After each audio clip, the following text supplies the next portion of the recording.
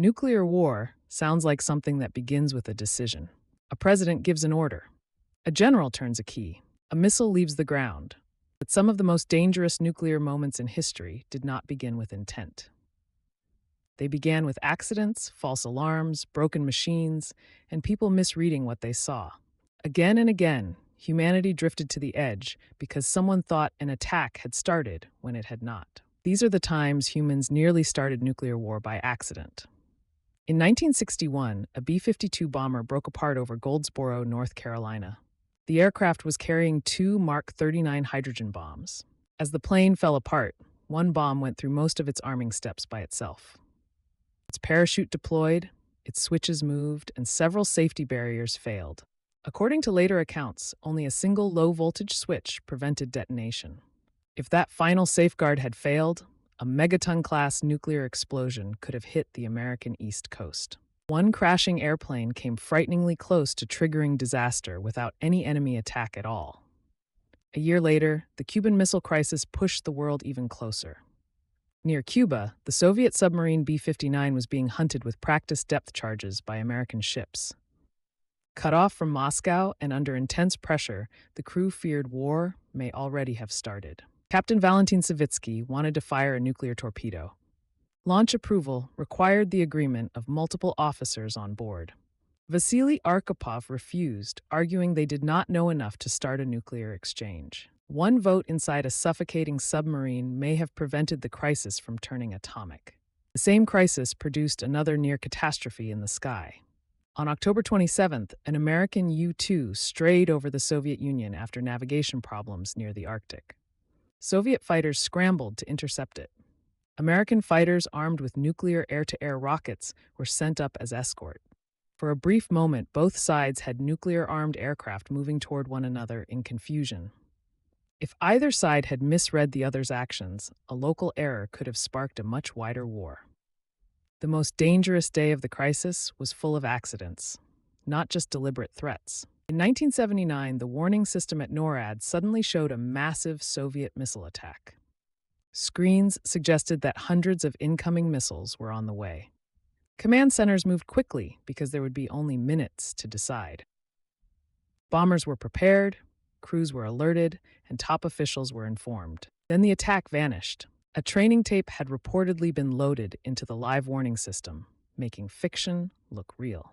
For a few terrifying minutes, a simple mistake made the United States believe nuclear war had already begun. If that sounds unbelievable, the next incident was even smaller. In 1980, American systems again generated false warnings of a Soviet attack. The number of incoming missiles kept changing, which made the alerts look chaotic and real. Strategic crews were put on notice while officials tried to confirm the data. This time, the cause was traced to a failed computer chip reportedly worth just 46 cents. A single piece of cheap hardware helped produce one of the scariest false alarms of the Cold War.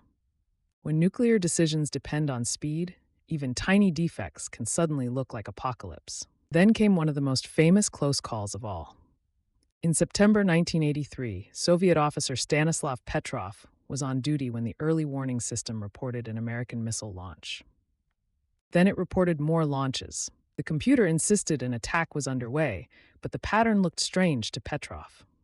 He judged the alert to be a false alarm and delayed reporting it as a confirmed strike. He was right. Sunlight reflecting off clouds had fooled the satellite system. If Petrov had trusted the machine completely, the Soviet leadership might have received a far more urgent warning at a time of extreme tension. And that tension was about to get worse.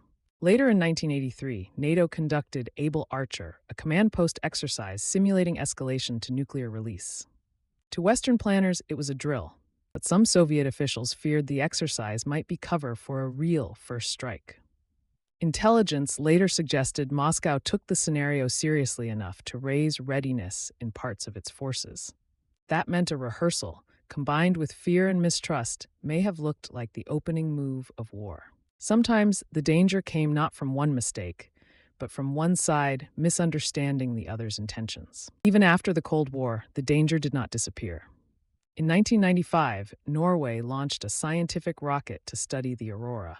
Russia's radar detected it and briefly treated it like a possible incoming missile. The trajectory looked unusual enough to trigger alarm at the highest levels. Boris Yeltsin was reportedly shown the nuclear briefcase, the first time a Russian leader had used it in a real alert.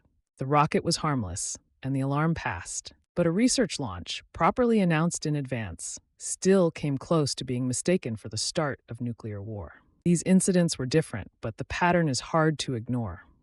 A bomber falls apart. A submarine crew guesses wrong. A pilot drifts off course. A training tape is loaded. A cheap chip fails. A satellite misreads sunlight. An exercise looks too real, and a research rocket resembles an attack. None of these moments required a leader to want nuclear war. They only required people, pressure, and systems that could be wrong at the worst possible time. That may be the most frightening lesson of the nuclear age. Humanity did not survive because the systems were perfect. It survived because, again and again, someone stopped a mistake from becoming the end.